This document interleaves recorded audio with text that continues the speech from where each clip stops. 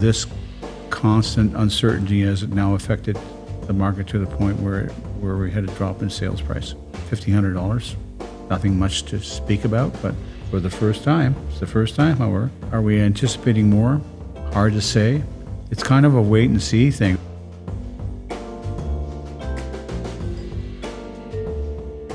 So there are many different factors affecting, obviously, a buyer coming onto the market, which is, with our sales, clearly the reason that we're lacking. Historically, summertime is slow for sales, so we weren't expecting anything too exciting to happen in July and August. But the fall, the coming months, September and October, that's usually when people return to the market. What we found is a lot of families just took family time, family time, particularly in August. Yeah. July was still a good month for us in terms of sales volume. So, but we saw a real change in August where it really kind of slowed down, and I don't think we need to get too excited about it.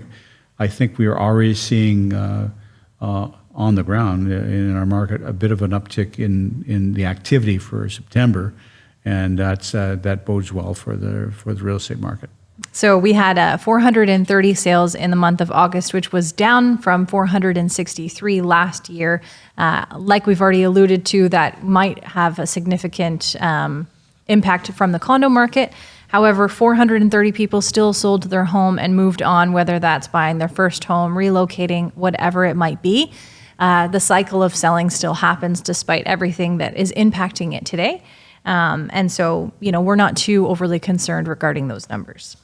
The upper market is still fairly strong. The under 550 market still dominates the market as it always has, and probably will for some time. But the bottom line is that they're still moving in the upper market. I think we had about $34 million house sales in the month, so that's still going on. I don't think that's affected by tariffs and the uncertainties in the mortgage rates and so on and so forth. So people are just doing what they want to do in that particular market. We have been seeing new conditions and clauses that our agents have been using that they never have before to protect a client when they're purchasing a new home. So definitely a new environment for our area as to something that they've never dealt with before. But we need to make sure that clients are protected at every stage of sale so that they're not without a home when they've sold their home, but they can't find the next one. So to lead into that, one of the conditions is to sell your house first before you buy the other house. And what we're finding is that there's a bit of frustration from sellers having to do that, because what happens is I have to sell my house, and a buyer who may have either already sold his house or is buying with financing only, they can kind of knock me off the pedestal. And that's a frustration to the sellers out there as well. So something we're seeing new would be what is called like a vendor purchasing a property. So you have your house for sale, you've purchased an offer conditionally on another property, but then someone comes to purchase your house. So you actually have to go backwards with the condition. So the person that is at the bottom of the line, and it's stacked constantly today because there's so many people that have to sell houses to move on, they all need to have conditions as to making sure that everything lines up at the same time, which is actually quite complicated today. So yeah, vendor is protected so that their house that they're purchasing will only come together if their house sells. So no one is taking the risk. They want to be protected amongst everything, so they're not willing to sell their house and not have the next one lined up. We are seeing some situations, very, very few, but not a lot, but we still get multiple offers. In multiple offers, that is where more than likely a condition for a house to sell won't survive. The more competition a house has, obviously, the less competitive you are with conditions. So the next best thing would be time. So time to sell your house. So closing in 60 to 90 days versus 30 to 45 days so that you can give yourself time to market your property and get it sold. And so that's, if you don't have the opportunity to have conditions in your offer and you are willing to take that risk, make sure you're giving yourself time to sell your home. Make sure you really look at not just what the price is and what you're going to get, but actually look at your comps and at the competitive or at the comparables to make sure that did it take them to sell their house? Did it take them 30 days? Well, if it took them 30 days, it's probable that you're going to likely look at that same scenario. So your timing to sell your house has to be based on that scientific evidence, if you want to call it that, but it should be looked at that. And your realtor should provide that information, or they've got it right there. And they certainly should be talking about that when you're putting an offer on a house and how long it's going to take to sell. So that's really, really important that you get that from the realtor, get that information from the realtor, and consider that when you're writing up your offer in terms of how long you're going to take for that condition to be completed, right?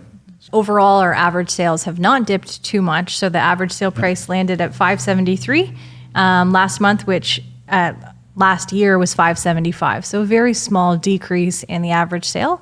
Nothing, again, to get too excited about. Quite stable over the past year with very minimal changes month to month. And hopefully that continues to be that way. But we do have to say it was a dip. You know, I get this constantly from buyers who want to know, are the house sales prices going down? Are they going down? Sellers want to know, are they going down? Are they going down? Yeah, we've had a bit of a dip only in the month of August of all things because people were not here buying. But you did have a dip. It did affect the average annual sales price. And so that's really, really important for us to understand that there was a bit of a price drop, not significant really to cause any difficulty or certainly not a trend at this point in time.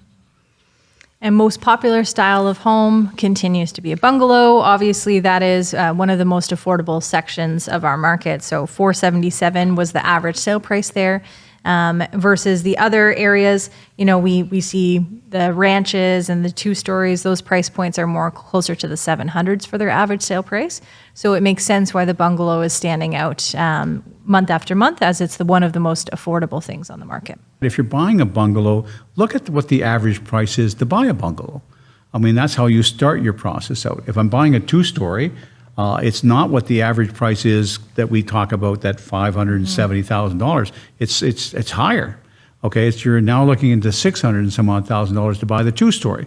So understand, depending on the type of house that you're buying, there's an average price for each one of those, and that's why we publish this, to give you a sense of when you're out shopping for a certain type of house, pay attention to this as well as the average price going around there and from the comps that you're going to get, and so on and so forth. Really get to know. The more information you get as a buyer for properties, the better off you're going to be able to understand what you're going to have to pay, and also for the financing that's going to be needed for that, right?